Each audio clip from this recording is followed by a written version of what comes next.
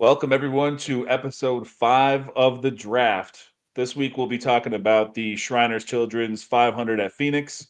And tonight, so we're always joined with Phil. Phil, how you doing tonight? Good, good. I'm good. Very happy coming off a coda, and happy to be here tonight talking uh, about an oval. So Yeah, yeah, Robert in the chat's already on top of it. An oval this week. should be a lot of fun. We got some news for Robert in a minute here. And tonight, we are joined by my partner in crime, Greg Mathern from Win the Race. Tino is a little under the weather, so Greg's going to fill in tonight and make his picks. Greg, how you doing, my man? Doing all right. How you guys doing? Tino's stuck with what I got this time, but we'll try and pull one out for him. He's all right. We know he's in good hands. Last week was great. Coda, up betting. Phil, you dropped a nice little head-to-head matchup in here, Bell over Larson. We posted the video of that the other day. I'll just pull up the results here. This was a narrow victory. I mean, we're all within 9 points of each other right there. That was a great week. In the end, I came out on top, donated to the National MS Society. My mom has MS, so it's something that's near and dear to my heart. And I'm glad that everyone tunes in, makes this possible, and we donated to the National MS Society. So always for a good cause here. Um, we had a giveaway last week too, so I'd just like to announce the winners there. What is it? Nimo Prods. You were the grand prize winner there. A month free access to Win the Race. Hat and shirt. Robert Wilson, hat and shirt. Wyatt Burgoyne, hat and shirt. The email is right there, admin@wintherace.info. Just hit me up with all your information, and I'll make sure I get all that stuff shipped out to you. And Nimo, I'll tell you how to get on the site. All right, cool. So, guys, we talked about Coda a little bit, just a little recap. Um, did you guys have a good week? I know Phil, you were trying to rebound from the drafting tracks and everything. How'd your week go? It went good. Yeah, it really good. We actually had a quick conversation last week before this show and saying like we want to do a better job tracking throughout the year, like pre-qualifying picks versus post-qualifying picks. And the picks from my podcast midweek crushed. I think I only missed one pick really. And that was an Austin Cindric top Ford pick. So it was a little bit of a long shot anyway, but crushed it there. And then post qualifying, I think like 1 of 4. So it's like weird. Yeah. It should be the other way around, but still very happy. Needed a bounce back for the psyche, and came out smelling like roses. So really happy there. For our draft show, I thought for sure that I won because I was the only guy with Kyle.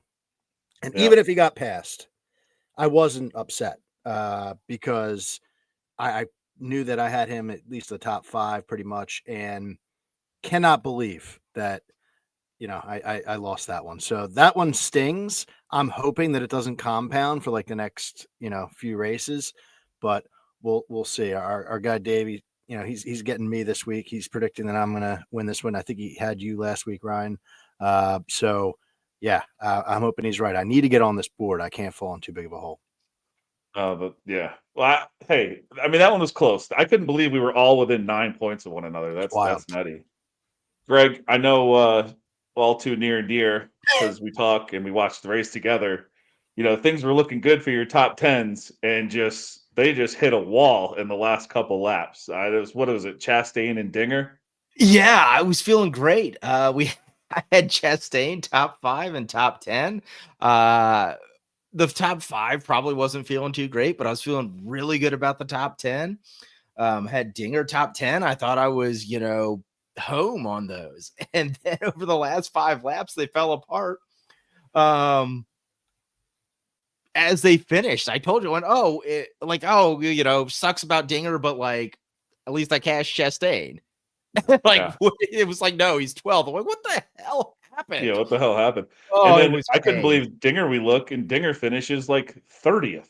I thought he was just like going to drop back a little bit. Something was going on. And we watched him falling, and we were like, what's going on? And like, we couldn't, obviously, like, they didn't talk about it on the broadcast, and we were watching it recorded, so we couldn't, very well, like, go Google or anything. But it sounds like his tires just burned out. So yeah, it was pain at the end. Still feel really good about the picks though. So we keep moving on. All right, cool. Well, so I just have one question. I guess we can probably do it. Phil, you want to do your race preview, and then we'll talk a little bit about changes, option tire, things like that, and then we can get right into the draft. So I'll just jump to the race preview here. Phil, go ahead and take it away for this week at Phoenix. Yeah, I'll take it away. I just want to get we do have a bunch of people in the chat already. We got Brian giving some love to Greg, but he is missing Tino. We got SC out here. Our guy Nemo, grand prize winner, is back. Robert's back as well. So yeah, he had weighed in earlier. So it's good to see all these guys. Yeah, SC saying 33 to 1. That was a little bit of Oh pain. man, yeah, what a great number on Kyle last week. Great number. So good stuff there. And dropping anchor, AJ. Yeah, that was tough to see. And Fox, I think Fox took a few L's in that race, not only not showing, the rest of the field like we're talking about, right? I think we mentioned 3 guys already just in this first conversation that we didn't really see what happened to.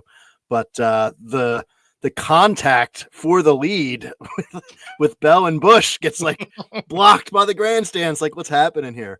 Yeah. So yeah, it's good to see everybody here. Got Big Ross back in the chat as well. So yeah, thanks everybody for You know who loved their tires at the end of that race was Chase Elliott. Chase Elliott was get another lap or 2 in that race and he wins easily. He was just faster than everyone at the end. That was my only one that hit post qualifying was him top 5. And I love bets, whether you win or lose. I love the ones that like make it interesting. And that was very interesting. Obviously it came home, but still pretty cool. And Busher and Bowman, same exact thing. I was in on those guys and same thing. They came home late and it was fun to watch it happen. So good call out there. Awesome. So yeah, we're just gonna have to make Busher's top 10 score, like, because I use the top 10 score as a part of our sim. I'm just gonna have to make that like 99 for every road course, no matter what it actually is, because apparently it doesn't matter. It doesn't matter where he runs all race. At the very end, he can just come up there in top 10 no matter what. This race is not out of that question there. So yeah. But yeah, speaking of this race, we're going to Phoenix, and Cup Series has been here 57 times. Obviously, the championship race is in Phoenix still. They were here just a few months ago, 3 races ago, according to the NASCAR schedule. And for those who aren't familiar, it's a 1 mile, shorter, flat track. It's a dog leg oval. This race, we got 312 laps. We got stage breaks at 60, 185, and 312. So my math, that was 60 laps in stage 1, 125 in stage 2, and then the last stage will be 127 laps. Got a 45-minute practice session on Saturday, so that'll be interesting to see kind of how teams choose to run that. And just some of the stats that I like to talk about on my pod, like winner starting position. Winner started on the pole 8 times in the history of this track. Logano in 2022 was the last time it happened, and starting outside the top 20, top 20, only 4 times. So qualifying matters. Not really a manufacturer trend in the next gen era. I thought this was kind of funny. So the last 3 races straight up, 1 of each. And because I think it's worth, I'm anxious to hear the chat and you guys, how you want to split your, metrics between spring and fall because of what the fall race is. I think there is some differences there, but all 3 of the last spring races, each manufacturer has a win as well. So not really an edge or a manufacturer with a trend at this track more recently. So that's cool. I didn't realize that. Yeah. One twist that we have is bringing the option tire in. So you're going to have it in practice and in the race. So then there's 5 or 6 sets of, the standard primary tires, and then you're going to have 2 sets of the option tires for the race. So my question to both of you real quick is, like, Phoenix is typically one of the most predictable tracks for capping and betting and just thinking about, your overall game plan for the week. But the last time we saw an option tire was Richmond, and we saw Suarez pop out of nowhere, lead almost 100 laps in that race. You still had your regulars. You had Denny and Logano maybe were the two best lap leaders in that race. Denny and someone. I know Logano was there at the end. They led a ton of laps. And then you have Austin Dillon, once he got track position, was top 5 fastest car in the race, and then boots a couple guys out, Logano and Denny, to win the race. Or win. Um, so do you think, I don't know, does it kind of stink? Like, this is a track we can typically predict pretty well. Now I think, we have to take a different approach. Maybe live bet more. I don't know. What do you think, Greg? I'm definitely going to be live betting more. I'm getting it to watch this one live, which is always good. So I'll have that opportunity.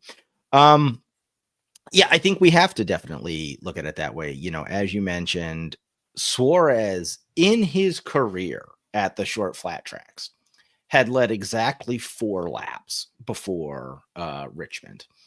And those 4 laps were at Iowa earlier that year. So like another track that just, who knows, right? And then he led, almost 100 laps. So it's definitely one of those things. We're going to see that. I think you'll see more guys take the risk that Suarez did, right? Because Suarez took the option tire earlier and said, Didn't hey, Iowa have not an option tire, but they had the rain tire? Wasn't that mixed strategy at Iowa as well, if I remember correctly? I think that was New Hampshire. Oh, it might have been. But yeah, you're going to see more guys try that, right? Because Suarez showed that once you get that track position in this car, you can hold it. Even if you're on the option tire, like you have the track position, you can hold it. So I think you're going to see more guys do that. And I think the other thing you got to keep in mind is NASCAR said that if this tire goes well at this race, this is going to be the option tire is going to be the prime tire, the only tire for the championship race.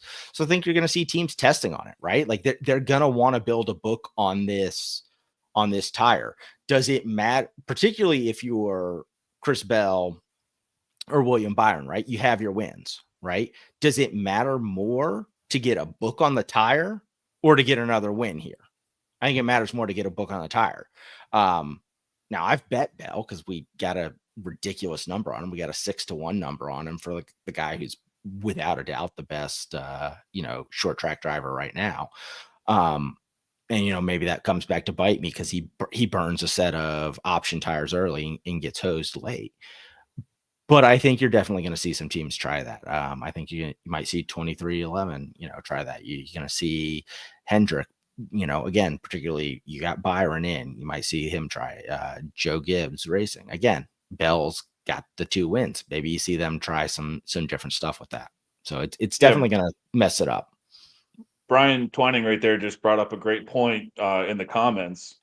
So, Phil, I'll ask you then. So if you're live betting, you're going to want to wait, right? Because you're going to want to know who has a set of option tires late in the race.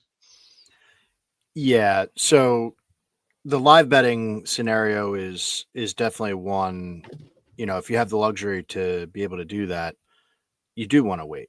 You want to see, and if you're super, aggressive as a gambler, like making notes down, like who's sure, because the broadcast is not going to do you any favors. So, try to keep track yourself, and then just like this scenario that Brian's presenting, like I could easily see that being a thing, and NASCAR would be licking their chops. So yeah, you'd want to hold off on blowing your budget here until later, till you see how people play their hands. Heading into it, my mindset from the beginning, when they announced this, from the beginning of the season, my mindset's been, I'm gonna go about it like any other week, maybe a little more reserved as far as like how many pre-race bets I'm throwing in. But you can only go in with the information you have, and we've got a lot of good data, and like you said, it's been more predictable. So maybe making some notes on guys that because you can have a strategy, but you also still need the team and the driver to execute on that. So like not the top of the board like Bell, right? But if you're saying like, okay, who's going to screw up Bell's race? I'm looking at maybe a guy like Briscoe, right? Like a little further down, but he's not like a off the wall long shot. Like he's capable. He's in a position to make a shot on strategy. Go ahead and do that. So guys, a little bit further down, I don't think we're going to see a 50-1 shot. But if so, shit, like, okay, now we learn from that and we move forward. Wait, So wait till you hear some of the bombs we have taken, and I don't think they're truly, crap box cars. I just think you don't know what's going to happen at the end and who's going to be left with an option. And some of the numbers that were out there this week were just silly. So we'll get into it. I think we should just head right into the draft. Listen, I know there was a lot of news. You mentioned Briscoe today. He gets his 100 points back. A ton of NASCAR news. I don't want this to be a news show. It'll be a fun show. We'll draft. Check out of the groove. See it right on the bottom of your screen right there. Eric Estep. He put out a couple videos today. They're great, recapping all the news points, Cindric, Briscoe, everything, the lawsuit, all that stuff. I think those boys might even be live right now talking as well. I think they went on at 8. But check that out. We're gonna head right into the draft. If you're new listening to the show, uh, we will each draft one driver from each team you see listed on the left, and best of the rest will be a driver from a team that's not listed on the left, and a wild card pick will be anyone from the teams you haven't drafted yet. I will pull up the draft board here, and we'll just kind of go at random with whoever goes first, just kind of feeling the flow of the conversation, and we will make our picks. The winner will get to choose his charity of his choice, and win the race will donate to it. So pretty simple rules. Um, I guess we'll just jump right into it, boys. 23-11. Greg, you're kind of going off the cuff here, making your picks for Tino. I know, Phil and I come in here a little more prepared. So how about you pick first, Greg? Pick your Tino's pick for 23-11, and then we'll come in with who we got. So this one's actually the easiest one for me because I'm going to take Bubba because I took him earlier. I guess maybe he was last night. But I took him for a top 10 at plus 250. And that number was wrong. He's been very good at the short flat tracks, kind of, showing a lot of improvement. Has a couple of top 10 finishes here over the past 2 years. He was great at Richmond with the option tire, found a way to race himself up to the front, got a couple extra spots there at the end with the caution, but, was in position to do that. So I think this is a great race for him, particularly a chance to take kind of a shot with the option tire and, maybe YOLO himself even higher than a top 10. Awesome. I'll go next here just because I know we're looking at the same stuff and talking a lot more. I know Phil's looking at win the race info as well, but Greg and I are talking all day long. I'm gonna go against you here, and I'm gonna go with Tyler Reddick.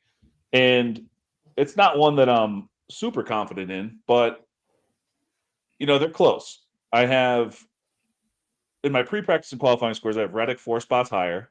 Reddick's a little better in my true performance ranks. Bubba's a little better, true average running position on these short flats last year, but Reddick was a little better at average finish. And these are all just a little better, like I'm saying. But in the 3 Gen 7 spring races at Phoenix, Reddick's finished third, and 10th. And that's with 2 different teams, the first year being with RCR. So he's been consistently showing up fast in the spring Gen 7 Phoenix races.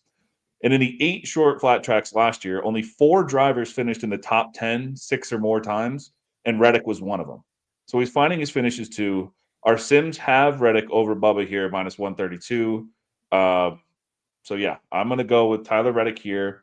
And I have a bomb 23-11 pick too, but Phil, let's let you make your pick first, and then we'll talk about betting before we move on to front row.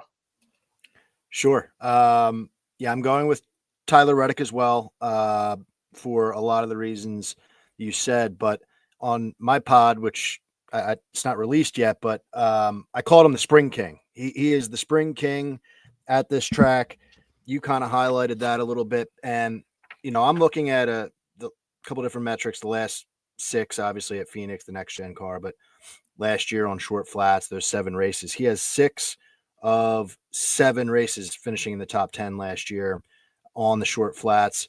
So I, even though his top 10 number is short, it was like minus 150 on Bet365. I still threw that in as well because I really do believe that he is going to be showing up. He's got momentum already from this year. This is not a knock on Bubba. Like, I like the aggressiveness of the Bubba. And when I was talking about like how to play the option tire and like someone that has the talent and the aggressiveness to make that play, Bubba almost came out of my mouth. I said Briscoe, but he's also someone that comes to mind. So me taking Reddick here is not a knock on Bubba.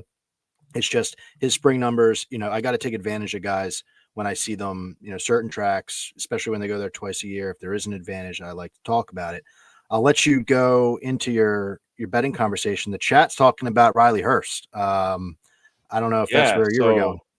yeah, there was a couple Riley Herbst lines out there, and the winner's probably out there somewhere. But 250 to 1 is just silly to me at a track that Riley Herbst is really great at. This is his best track. And the Toyotas, like you said, in the spring, they just show up so freaking fast here.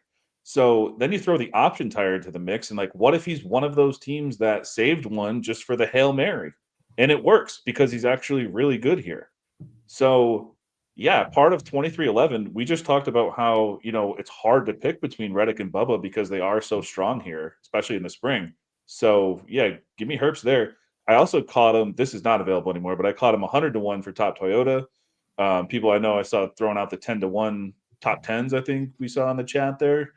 But Riley Herbst definitely in play for me at that number because you can throw a cheeseburger on it and have a great day. So that's one that I think Greg and I are both on. Yep. And Phil, did you have any bets for 2311 so far?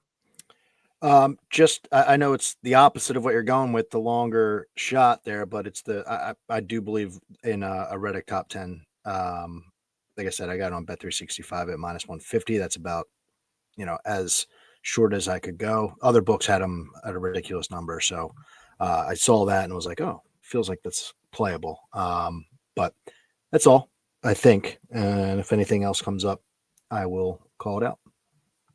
All right, sweet. Let's head right down to front row then.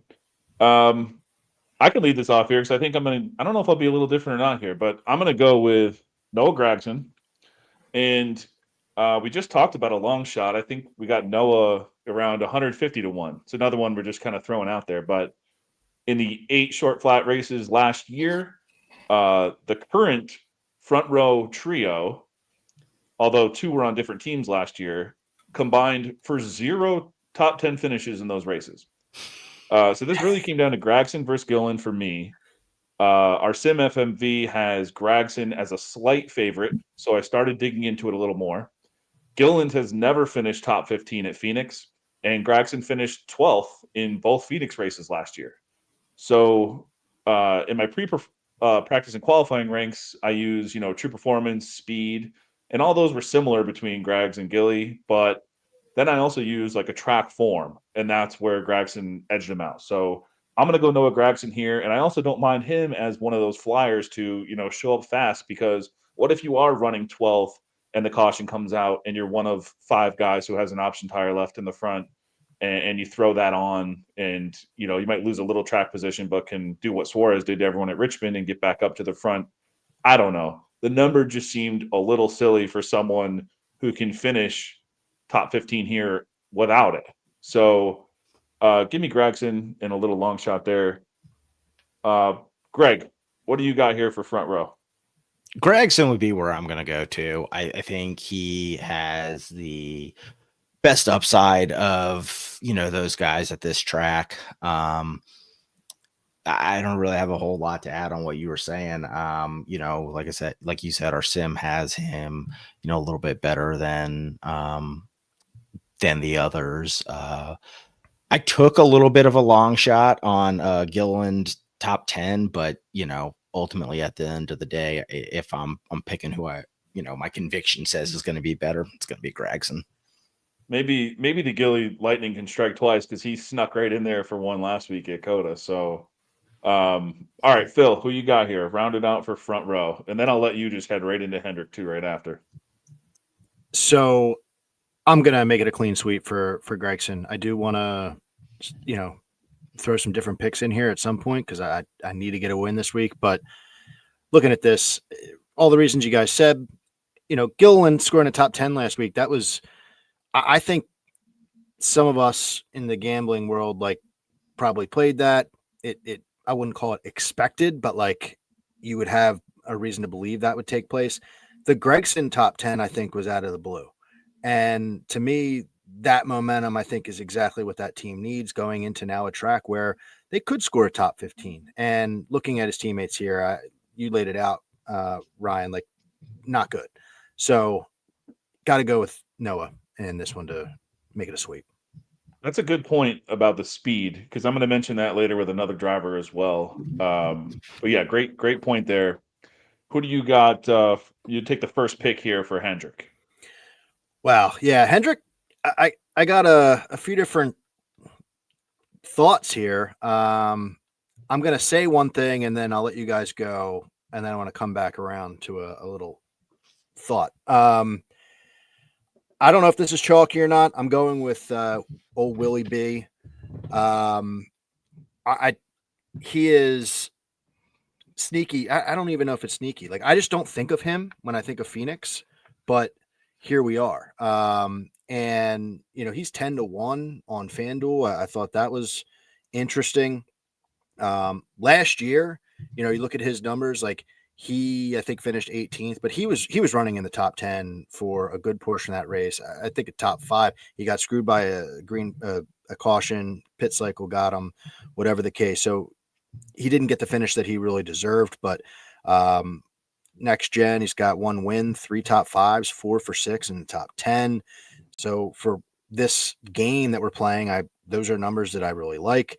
And his speed rating at Phoenix is second only behind Blaney, which he's the GOAT here right now from a metric standpoint. So it's just super consistent as far as speed goes. Second best average finish at this track, second best driver rating. And what I like about him specifically is if you look at his short flats from last year, this is where he excelled. His numbers kind of dropped off at some of the other tracks. He drops to 8th in average finish and some of the speed rankings, but this is the track that really brings him up. So I like that. And they are first in points, super hot right now. I think you can't go wrong with really anybody you choose here, maybe, but I'm going to take a shot here and go Willie B. All right, I'll jump in then because this is also my wild card pick of the week. Okay. William Byron. All right. So I got everything you said is correct. Obviously, agree with everything. The stats are there. I will one up you on the 4 out of 6 top 10s because it's 4 out of 6 top 6 finishes. So he's even closer to the front than people realize. I did find one kind of cool stat here. In those 6 races, he's never finished stage 1 or stage 2 outside the top 7. That's exactly what Robert's saying here. So that just doesn't that's insane. So many things can happen in a race. How are you never finishing a stage outside the top 7? And then you have those 4 top 6 finishes as well. So yeah, Byron's always good here. He's got 8 straight races qualifying inside the top 10 at Phoenix. So, that kind of correlates to him running up front. He's just fast here. So yeah, give me William Byron there. I'll make my real Hendrick pick here, and that's going to be Chase Elliott. So I got 2 Hendrick guys on my card here. With Elliott, one, I was trying to be just a little different, so I'm glad we're a little different there. Elliott had the best, true average running position and average finish on short flats in 2024, and then comes in and crushes the Clash right away this year. And I know that's a lot of comparisons to Martinsville, and that's typically the bread and butter for Elliott on the short flats. But if we look at the 2 races on this track type that featured options and alternate strategies, Elliott had my best true performance rank of the Hendricks cars in those races.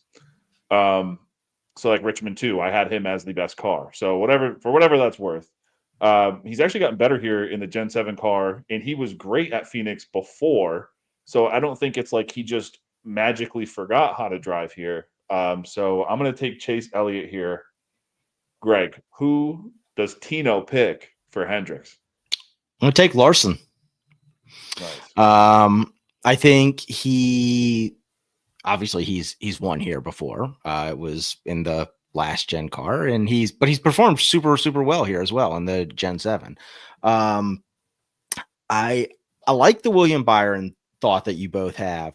My one thought is he like the odd one on Hendrick on like some weird strategy? You know, is he the one, since he's already got his win, that they do something weird with? And hey, maybe it pans out and he does really well with that, right? Or maybe it completely buries him and screws him.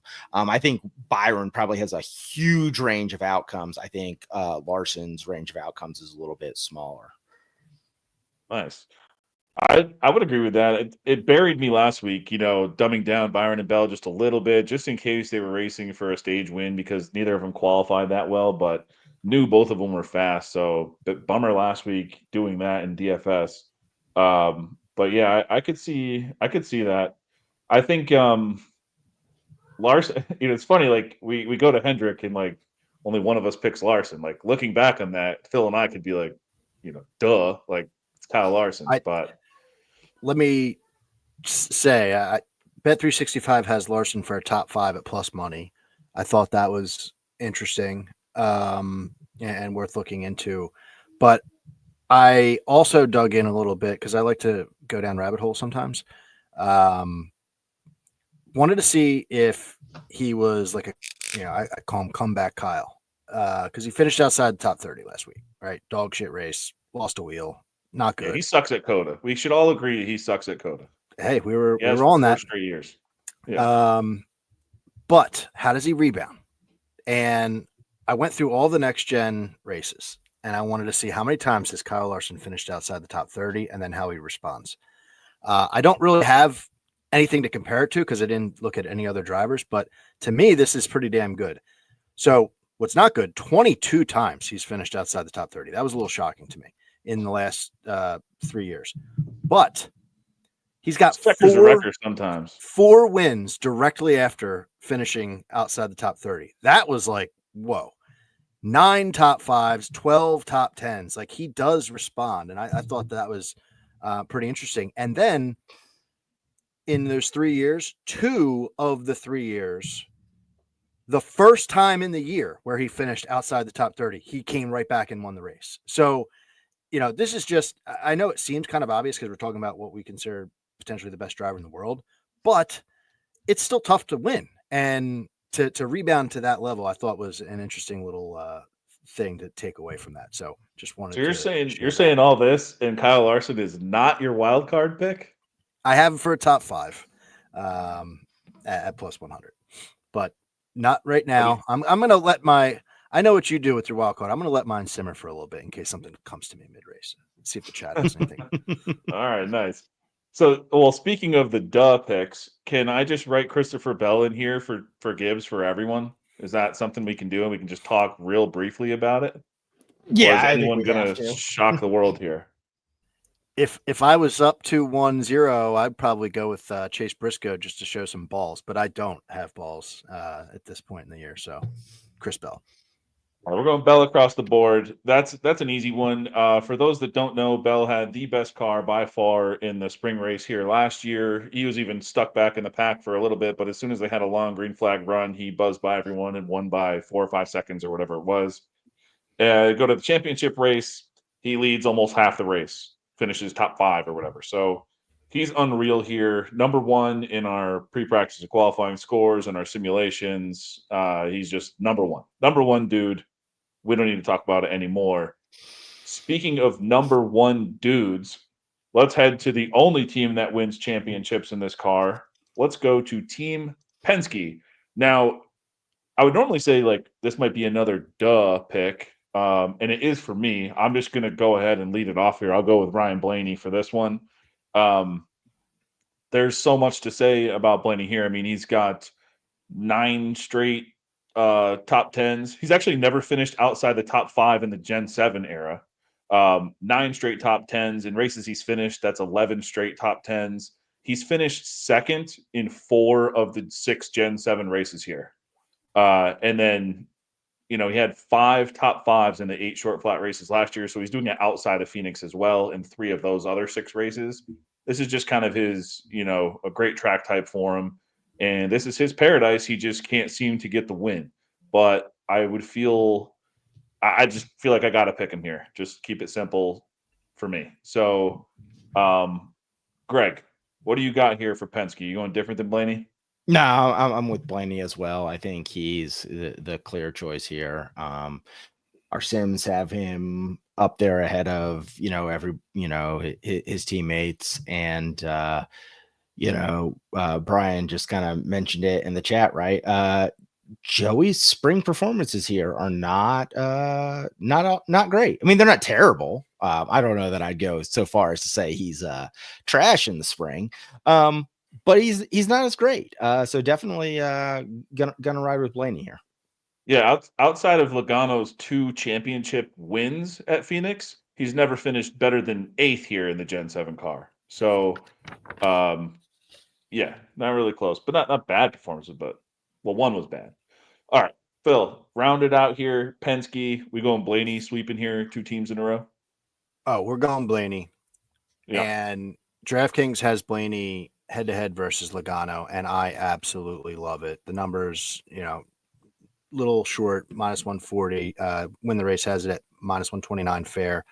But I'm using, my gut, my mind, whatever. I think this is a layup because if you're looking at them head-to-head on this racetrack, man, Logano has only beaten Blaney when he has won the race. And you know where Blaney finished in both of those races? Right on his ass, second place. Yeah. And you could argue that one of those victories was because Ryan Blaney was a good teammate and played defense. And had a better 100%. car. Blaney had the better car. Yeah. And I know Brian saying -140 is tough to get behind. That's fine, maybe after qualifying, but I just believe in this so much that, I threw this out on my pod. I wanted to get it out there into the ether. 3-0 head-to-head in the spring. He's just so sporadic. Logano is with his speed, with his finishes. Like, it's just so unpredictable. And the stats that you just laid out is a driver that is predictable. It is death, taxes, and Ryan Blaney in the top 5 at Phoenix, and likely not winning. Bridesmaid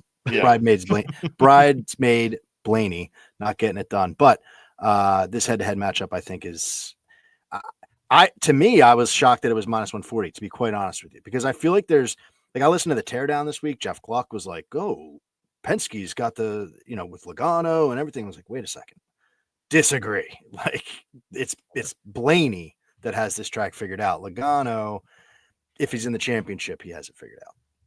Yeah, there's one thing. I talked with E-Step earlier today, and I think this will come out tomorrow on his channel, but I'll drop a little nugget from it. With Logano, when he's in the championship, it's almost like the whole shop gets better. Like, everyone just drops everything and they're like, "Oh, we got to do this." Because Cindric's 2 best finishes are at Phoenix in the Gen 7 car, are Logano's 2 championship runs, and even their affiliate team, Harrison Burton's 2 best finishes at Gen 7 Phoenix are Logano's championship runs. And the other ones, it's like, I don't think they get the extra love because they're like, why do we need the extra love? Blaney's going to go out there and kill it. So it seems like just like some sort of extra boost they give everybody when Logano needs that boost to get the championship done. I just thought that was pretty interesting that the other 2 guys correlated, Cindric and then the affiliate team. All right, let's jump to RFK here. This one I think is interesting because I could see an argument for both sides. Not counting Priest, but if you want to take him, go ahead. But Greg, let's lead it off here for Tino. Who's you going to take for Tino here for RFK? I'm just gonna roll with the guy that we have as the highest average finish of the 3 of them, and that's Chris Buescher. we've got his average finish in our sims is I just pulled this up. So I just ran this while we were doing it. I was like, oh, I wonder what it is.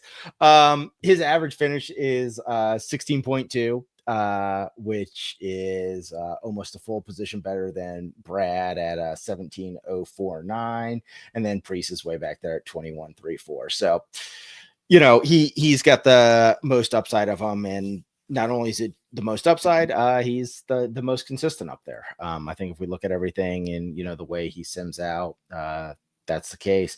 Brad has a history at these tracks. He's done very well, but I think the kind of shift has been over to that 17 car. He won Richmond a couple years ago, and so give me the boosh. Yeah, that sounds good. I'm gonna go ahead and just tail it there. I had it, pretty close, but Buscher's interesting. One thing I did notice when I was looking into it is like he had 11 cup races at Phoenix and never finished better than 16th. And then he comes to RFK and immediately he's got top tens in 4 out of the 6 Gen 7 races. So just something with either coming to a new team or something with this Gen 7 ride, he's just really kind of feeling it. In the last 3 races here, he's been inside the top 10 in stage 2. So, when it matters most at the end of races, he's getting into position. We just saw it last week too. Races winding down, who's coming up through the field? It's Buscher. Whether it's by strategy, whether it's by speed, or he gets the magic combo, both, he just seems like they can figure it out and get these good finishes. Phil, who do you got here to round out RFK for Phoenix? Yeah, I'd love to be different and go Brad, but it's just the difference between the two as far as the stats go. It's too much of a risk for me to take, and I truly believe in Buscher. Plus 140 for a top 10 when the race has it fair at plus 156, so it's relatively close. The books don't really give us much these days, so to even be that close to me is intriguing. You got to ride the top 10 wave when you have one, and Buscher is definitely that guy. I think he's actually he's setting himself up to have a nice points start to the season and set up for a run. So yeah, this is all good stuff for Chris Buscher. You guys laid it out really well. I got to tail it. I can't take that risk with Keselowski. Awesome. Let's let you lead off Spire then. Let's go right into Spire. First pick Aspire for Phoenix. What do you got here? I think this is going to be one of the teams that separates us this week. Yeah, maybe. This is one where I didn't really do much research. Yeah, I guess I got to go Michael McDowell. Just the devil, in the spring, last 2 spring races, 13th and 8th last year. He also had a 9th place finish in there as well. So, 3 top 15s in the last 4 races at Phoenix. That's serviceable enough. There was a part of me that was interested in Justin Haley because of his crew chief. But, I think, like I said, I got to go with what I said to start the race with this episode with this option tire and not try to predict what people are going to do or how the race is going to play out. It's like McDowell's stats are better. I got to go McDowell. And that's where I'm going to start us off here. All right. I respect all that. I thought the toughest one by far. Greg, who are we giving Tino here for Spire? This, I think you're right, is the tough one. I hate to copy Phil on it, but I'm gonna take McDowell. I think he just has the experience edge. He has done surprisingly well here the past couple of races. I don't think people were expecting some top 10s out of him, but he's been up there. So yeah, give me McDowell. This is interesting because I think, like, I don't know. I lost Brian there. I'm gonna. So I think Did you hear me? We lost you there. You're going Justin Haley. Looks like you typed it in. Yeah. Going Justin Haley. Sorry, my internet cut out there real quick. I'm going with the crew chief pick here. I'm going with Rodney Childers. who before last year when the team was going out of business, we're talking about 10 years of top 10 finishes with Harvick. So while yeah, a lot of that's Harvick, most of it is, but it's got to be some sort of strategy involved here, some sort of setup, something that they know. And then I think we saw a last week because Haley's not running up front in that Coda race, and all of a sudden Childers has his boy running up front, top 10 for a little bit. So I think you see some of that, veteran crew chief kind of working with the young gun here. Fresh start for him with a Chevy. There's good engines in those cars. I mean, I think Haley is talented enough to work with Childers and get some real surprising finishes this year. So I think this is another one too, where it's like because that strategy, throw the option tire out there. It's a team that really needs to make it, throw a Hail Mary out. So yeah, I guess I'll take Justin Haley. It's more of a Rodney Childers pick, but that's where I went there. Um, all right, so we head into another team here, Trackhouse, where I think this might be pretty chalky. We're different enough though going here. I thought with Phoenix having guys like Blaney and Bell, I kind of knew those were going to be in there. Busher over Kez, I figured as well. Trackhouse thought maybe will be a little different. Phil, I'll let you lead it off here. Who's your Trackhouse pick? Well, I have a pick and then I have a bet if we have time Oh yeah, to just throw out there to you guys, see if you guys like it. But I'm going Chastain. His numbers, I can't take a risk in my position here. I mean, last 6 races, he's got 4 top 6 finishes. Now, a little sporadic, 19th in the fall last, but he's been top 10, top 15 in speed. He does have that win that he robbed Blaney of in the championship. Kind of throwing that out. It's mostly just like the body of work here for Chastain compared to his teammates. Obviously, SVG can't really do much with him. So it's Suarez, which I'm going to talk about in a second. But yeah, in my position, I got to go with Chastain just based off of his history at Phoenix, finishing around that top 10. And I feel like, he's going to be 6 spots better than his teammates, 7 spots better than his teammates at least. So if you guys go with one of those guys, that would put me in a good position in my mind. well, too bad because I'm going I'm Ross trying to sell it a Chastain. little bit. No, Yeah, just stick I Ross couldn't wait there. to type it when you said that. So you just fired me up to just my fingers were going. So yeah, he was top 10 in true average running position on short flats last year, between all 8 races. So it's not like he's only good at Phoenix too, that he's good. He's good on this track type, better than I thought he would be. And he's pretty consistent. So give me Chastain, Tino, Greg Tino. Who are you taking here? Yeah, I'm gonna take Ross too. I think everything Phil said covers it. He's got the best performance of them at this track. It's hard to argue against that. All right. So We won't. Yeah, go. What's your bet you got here? Yeah, I want to pull up just to get the current odds. Oh, I'll say real quick too, because I'm, trying to like juggle entering these in. I forget the bets sometimes before we head to the next team. Justin Haley's another one because of that strategy that I took at 250 to 1. Okay. So that was just another like long shot flyer. So it's like Haley, Gragson, Herbst, and maybe another's coming up. We'll see. But go ahead with your bet for Trackhouse.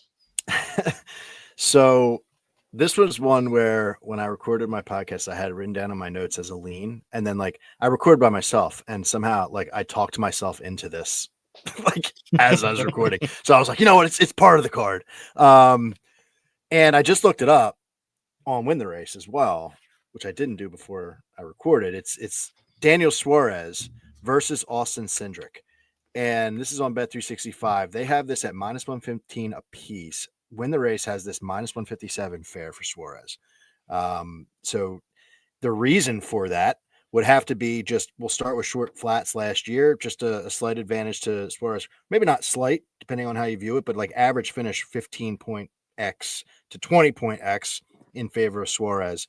But the real thing here is at Phoenix, Suarez or Cindric is just dog shit. 2 top 20s in 6 races here, and like you said, They're Those only are the the fall they're only races. the Logano championship Yeah, races. the fall Logano championship races, which to me smells weird. So Mhm. there's that. Then, his average finish all around is 24.0. That's disgusting. You're taking on Suarez, who has 2 top 10s, 4 top 20s. He's 5-1 versus Cindric here in head-to-head matchups. And you mentioned the situation with him at Richmond with an option tire. They were able to take advantage of it. Maybe there's something that they're thinking about heading in. They're also in a bit of a hole from a point situation. So all of that leans Suarez in that head-to-head matchup. And to see that the win the race side, I didn't even realize that, but they have that such a big difference than what it is right now, minus 115 apiece. I wanted to throw that out there and see what you guys thought. Yeah, that's awesome. That's one of those ones like you said last week. I just hope that's still there when the show's over. But you did say it was 365. Bet 365. Yeah. Now it Yeah. could be other places. I didn't see it any other place, but it could pop up, maybe Bovada or whatever. No, that's good, man. Good shout out there. All right. This is where we could also get a little weird. So, best of the rest. That's any team that's not listed on the left there. Got to pick a driver from one of those teams. Phil, I'm going to let you lead this one off. Who is your best of the rest pick? My best of the rest. Oh my God. You keep setting me up with the tough ones here. God damn. Can I pass? I can go first All right, you go first. because This is you can't do worse than this. okay. All right. I'm just going to type it out and just let you digest that real Oh quick. boy. Okay. That's what I'm Okay. working with here. Okay. So we're going Cole Custer. I just have a weird feeling. Haas is really good here. They even won, with Briscoe in the Gen 7 era. Cole Custer's won a championship at Phoenix in Xfinity. We already talked about Riley Herbst in Xfinity. That's a Stuart Haas car. Now there's just one car to worry about, and it's their boy, the Custard, the man. This is their guy. This is it. So I don't know, man. I don't have much to go off of except at this track, his last finishes here are 16th both times, his last 2 finishes. That's not horrible. So we're just trying to earn some points here. But I also think it's a team that they have won here in the Gen 7. He's not Briscoe. I'm not saying he's Briscoe, but I'm just saying they have deployed some sort of strategy to win the race here. And now we throw this option tire out there for a team that could throw a Hail Mary out there. We're just playing a game where we're trying to earn some points. Although I did take him 250 to 1 as well for another cheeseburger. Now that I'm eating less cheeseburgers, I'm going to bet more long shots. That's part of the goal. But give me Cole Custer here. I don't think either of you are going that route, so that makes us different right off the bat. Phil, did that give you enough time to digest and now you just feel way better about anyone you pick? No, dude. I actually how about SC? If Cole Custer wins, he's retiring from gambling. Well, I hope he doesn't win for that reason alone. Yeah. But yeah, I mean, I Hopefully that's think because you won your ticket. Your ticket just cashed you out. You can retire from gambling. You don't need to gamble anymore. You made too much money off the custard. well, I just sent Greg a Venmo for Tino to take the number 78 car this week, who Brian's been this year, leg. But Oh, I was going to say, I'm going to take the Brit. No. yeah, I'm actually, I saw it in the chat and, we got to throw it in there. It's Josh Berry for me. I actually have him. I was between Barry and Custer. Yeah. Josh Berry is, to me, this is a huge use case race for him and this team. Like, this is going to set a little bit of a standard for can we bet on him or not, like for the year, right? Because he's a short, flat track guy. According to some in the NASCAR world, like Penske has the notebook for this racetrack, and we've seen him move over to the 21 with the Penske notes and the super speedways and do really well where he hasn't in the past at super speedways. So, driven well enough. And by himself, he has run really well here. I actually was looking into a head-to-head matchup with him. We don't have to get into that right now, but I was digging into his stats and they're serviceable. So I guess I'm thinking of like, can he beat Cole Custer? I think he can. And if he is really slow, then alarm bells are going to be going off. Like we can't really touch him for a long period of time because these are the types of tracks that he should be kind of willing cars to a top 15. Nice. Yeah, he was one where, I was talking about Childers and then, just looked at last year. I was just like, woof. But Barry, I mean, it's not a bad track for him. If you compare their Xfinity stats, Custer and Barry, I think Custer definitely wins that battle. But again, that's not this. So I was between Barry and Custer. If you look at like pre-practice and qualifying ranks, I got them right there close to each other. So, but I was just trying to be a little different here. I'm glad you went Barry. Greg, who's Tino got for best of the rest here? Who are you going to take in Tino's honor here? I hate that I'm copying Phil here, but yeah, it's got to be Barry, right? I don't I see the argument for Custard. But yeah, I think Barry has the short track experience, and he's that fourth Penske car. Now, of course, hopefully he show up because as we just talked about, Cindric does not. So maybe it's not there, but yeah, that feels more comfortable for me. It's sad. It's sad we're in a world where, we take Custer, Barry, and like Kyle Busch is out there, and it's just like, Just going to say that the yeah, RCR guys are just sitting there. I mean, Dylan almost won Richmond. Different yeah, track. He loves Richmond, but still, like the points you made about the option tire, right? But we're not even sniffing those guys. yeah. Well, we'll see if we regret that. We'll know soon enough. Phil, I already have my wild card pick in as William Byron, so I'm curious here, who is going to be your wild card pick for Phoenix? Yeah. I mentioned having, got to grow a set of balls. I'm going to do it. I'm going to throw my wild card in there. Somebody threw it out in the chat a long time ago. It might have been Robert. I'm going Chase Briscoe because I really do think that they could make some noise this weekend with, coming off winning that appeal, but also his stats here, that team stats. I mean, they won the pole in the championship race just 3 months ago. And someone called it out. I think it might have been Brian. Like if James Small didn't screw up the strategy in that race last year in the spring, like MTJ would have been locked in. So, I do have a Josh Berry 150-1 pole bet too. You should have brought that up when we were talking I about that didn't. guy. You just said the poll. Yeah, I just forgot about that. That number's long gone though, so like I don't Okay. know. But I just got reminded of that. Go ahead. Sorry, didn't mean Well, to no, interrupt. that's pretty much, I was kind of talking him up earlier. And it's just, if he were to go out and do really well, then I'd be kicking myself for not taking for a wild card. Larson was in my mind for the stuff we talked about, but I want to take a little bit of a swing here.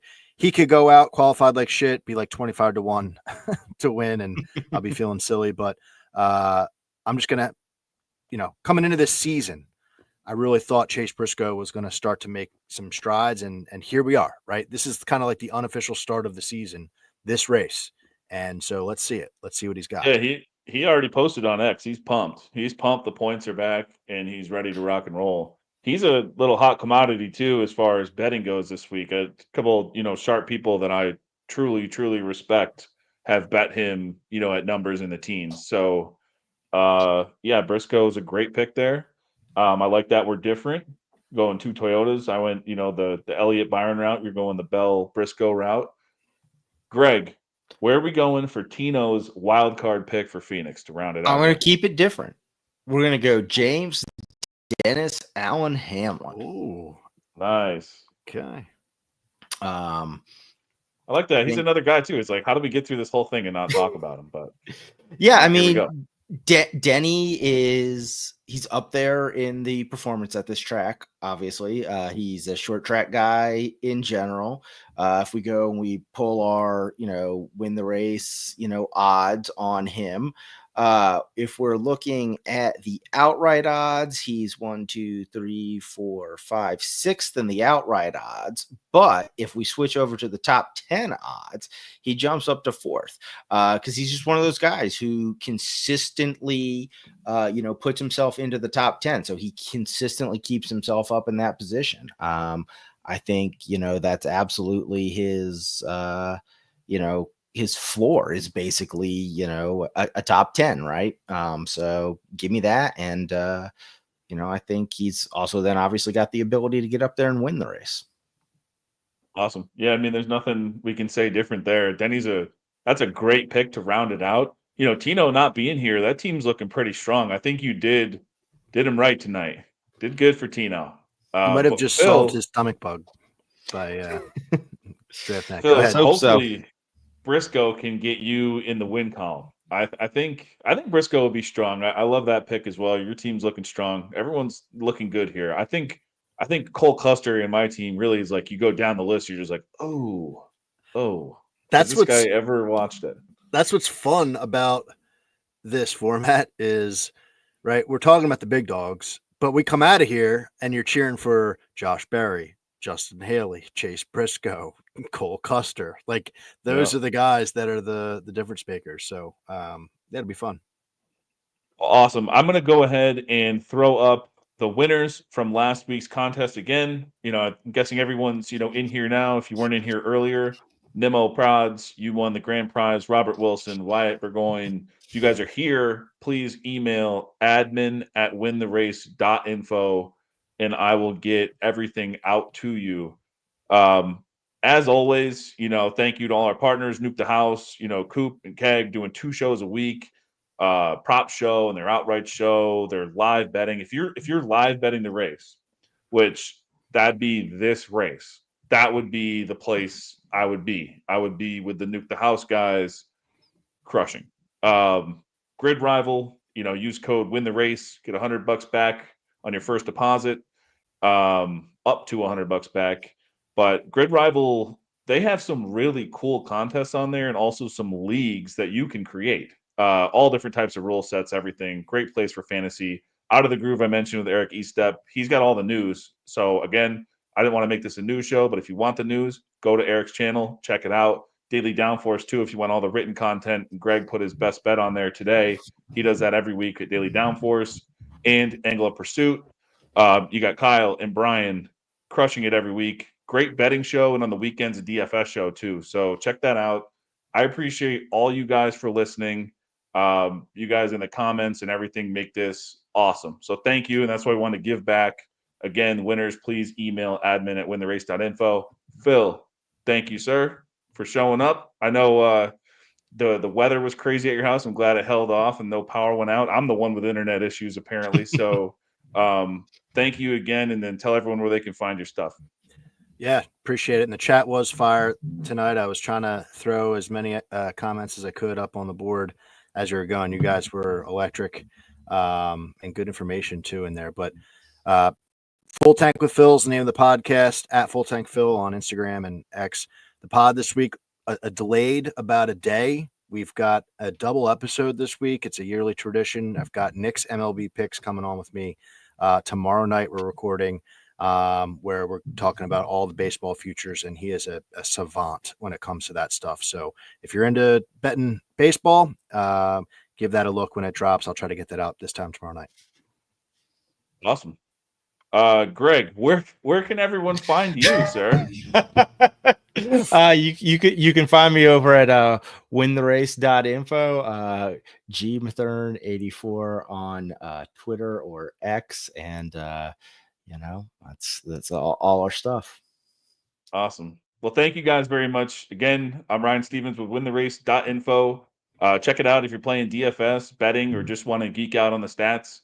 We got everything there for you. So thanks again for tuning in. This was episode 5, the Shriners Children's 500 at Phoenix. Appreciate you all. Thank you. Have a good night.